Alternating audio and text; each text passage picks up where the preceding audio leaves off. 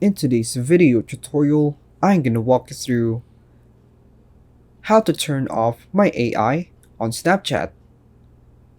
To begin, open a Snapchat app and navigate to the chat section.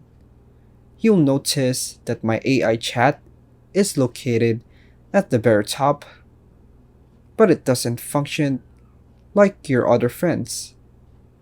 If you hold down on my AI chat and access the chat settings, you'll find limited options available. You can hide a chat, disable message notifications, and customize notification sounds.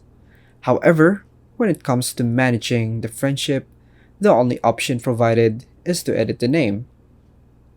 Unlike the other friends, there is no option to remove the AI chat as long as you don't interact with it. Rest assured, it will not disturb you unless you engage with it.